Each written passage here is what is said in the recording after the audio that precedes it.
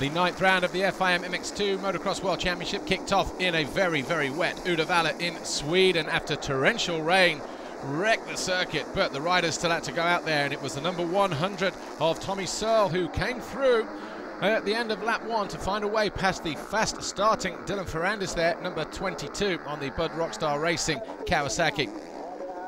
Tommy Searle, though, came in to change goggles, and that let Jeffrey Hurlings, who was sitting in second position behind Tommy Searle, through into the lead. Tommy Searle closed in right at the end, but it was Jeffrey Hurlings who took victory from Searle and Roulants.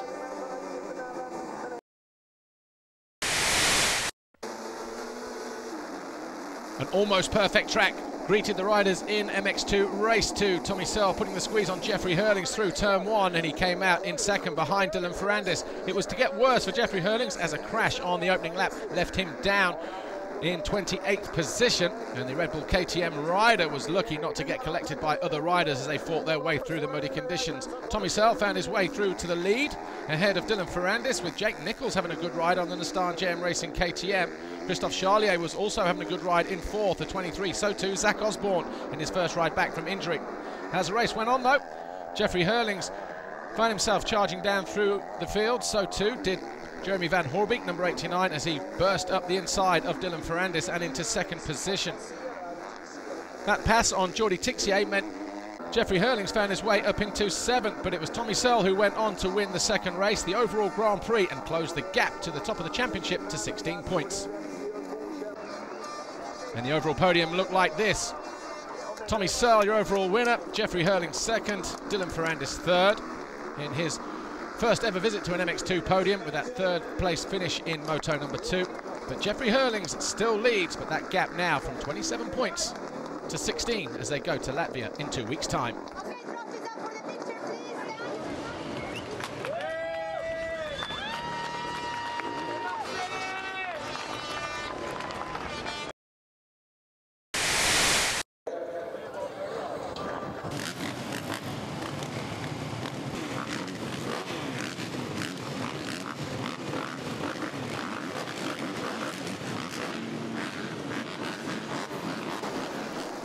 In slightly drier conditions, the track's still very wet, but the rain didn't bother anybody.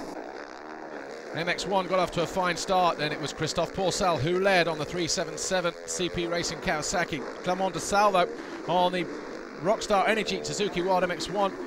Suzuki found a way through. Tony Cairoli, who was in 5th position, found himself coming to a halt on lap 2. The battle ensued between de Salvo and Pourcel.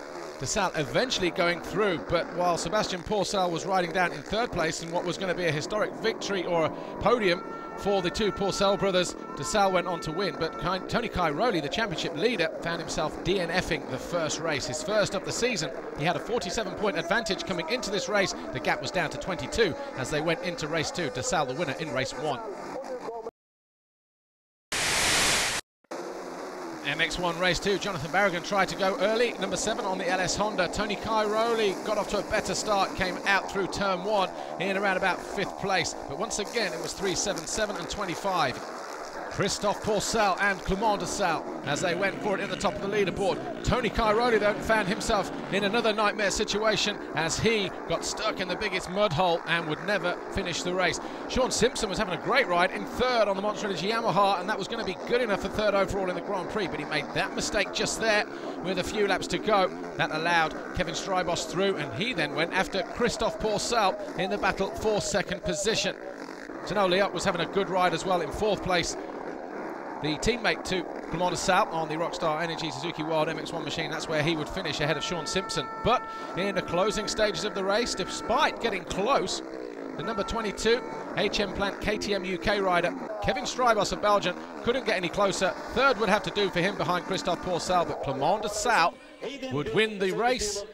He would also win the overall Grand Prix from Christophe Pourcel and Kevin Strybos. But of course the big news is no championship red plate for Tony Cairoli after those 2 DNFs. Clement de Salvo is the new championship leader after 9 rounds of competition, and he'll look forward to keeping hold of that when we go to Latvia in 2 weeks' time.